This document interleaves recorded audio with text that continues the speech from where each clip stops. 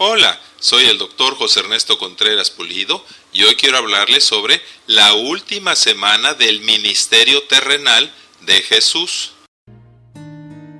El propósito de Jesucristo al venir por primera vez al mundo, como el Mesías y el Cordero de Dios que quita el pecado del mundo, fue derramar su sangre en propiciación, o sea, en sacrificio suficiente, agradable y aceptable delante de Dios para pagar por todos nuestros pecados, incluyendo los del antiguo pacto que habían sido cubiertos o expiados por la sangre de los sacrificios expiatorios.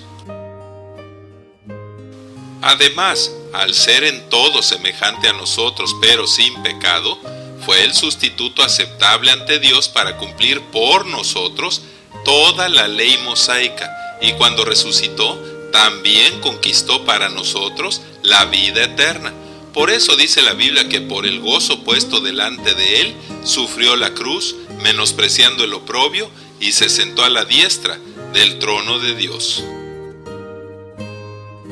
Jesucristo profetizó su pasión, muerte y resurrección así: He aquí subimos a Jerusalén, y el Hijo del Hombre será entregado a los principales sacerdotes y a los escribas, y le condenarán a muerte, y le entregarán a los gentiles, y se burlarán de él, le azotarán, le escupirán, y le crucificarán, mas al tercer día resucitará.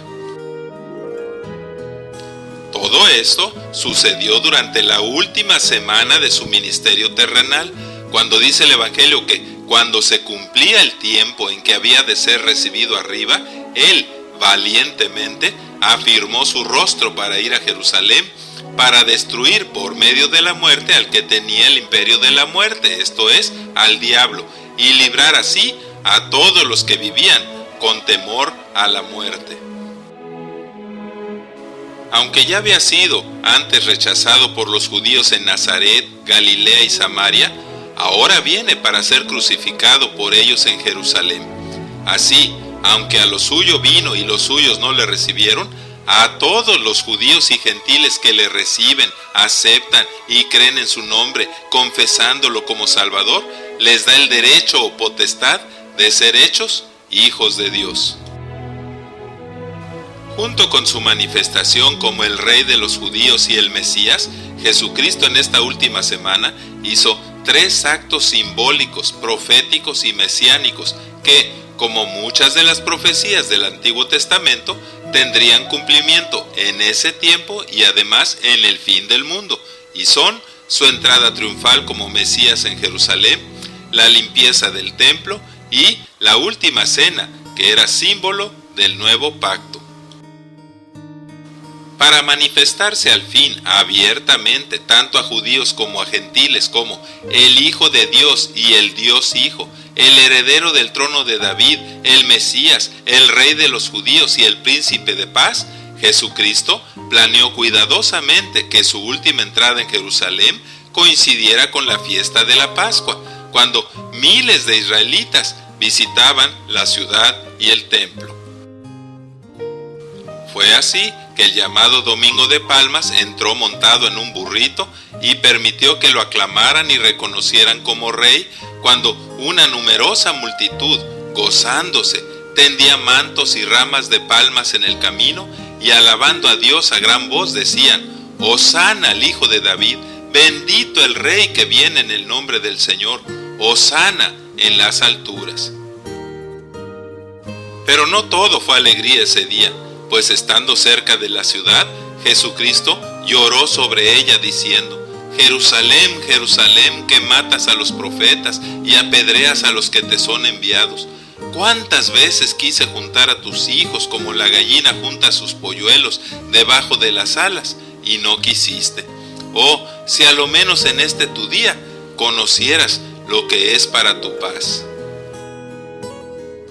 El siguiente acto simbólico y profético lo llevó a cabo cuando dice el Evangelio que en cumplimiento de una profecía del profeta Malaquías, entrando en el templo, comenzó a echar fuera a todos los que vendían y compraban en él, diciéndoles: escrito está, mi casa es casa de oración, mas ustedes la han hecho cueva de ladrones. La profecía dice: He aquí vendrá súbitamente a su templo el Señor, a quien ustedes buscan, y el ángel del pacto, a quien desean, y ¿quién podrá soportar el tiempo de su venida? ¿O quién podrá estar en pie cuando Él se manifieste? Porque Él es como fuego purificador y como jabón de lavadores, y se sentará para firmar y limpiar a los hijos de Leví. Luego, Jesucristo pronuncia la parábola sobre el Señor que arrendó su viña a unos labradores, que es Israel, quienes mataron a sus enviados, los profetas, y a su Hijo, Jesucristo, por lo que Él concluye: ¿qué pues les hará el Señor de la viña? Vendrá y destruirá a estos labradores y dará su viña a otros, hablando de los gentiles.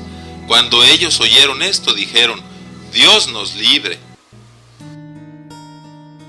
Ahora Jesús da uno de sus juicios proféticos, la destrucción de Jerusalén, que se cumpliría en el año 70 después de Cristo a manos del general romano Tito.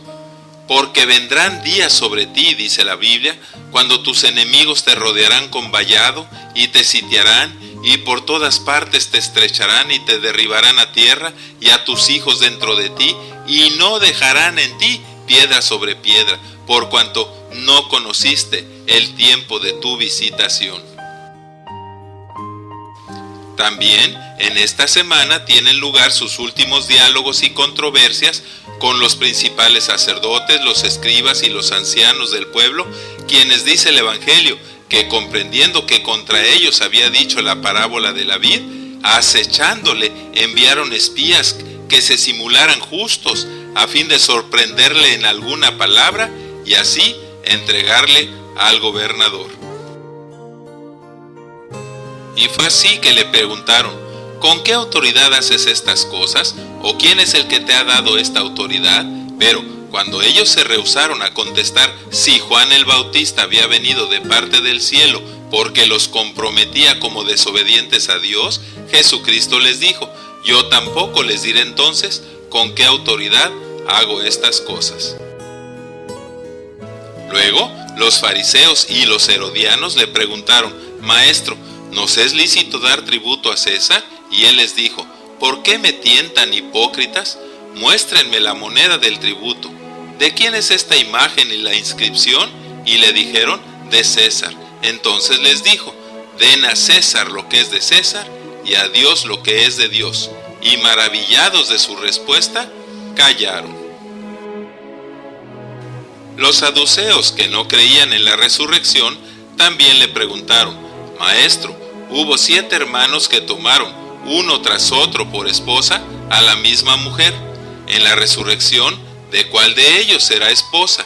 Y Jesús les respondió: erráis ignorando las Escrituras y el poder de Dios, porque en la resurrección serán como los ángeles y no se casarán.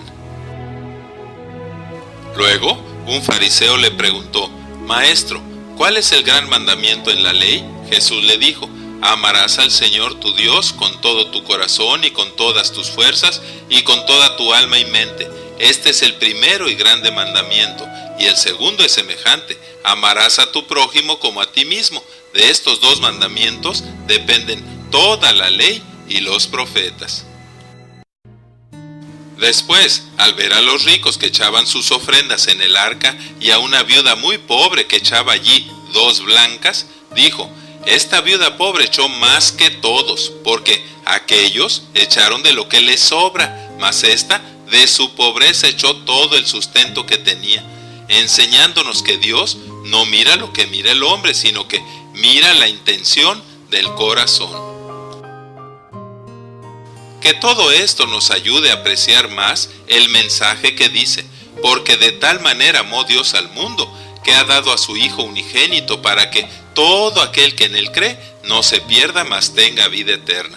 El que en Él cree y le recibe como Salvador no es condenado, pero el que no cree ya es condenado porque no ha creído en el unigénito Hijo de Dios.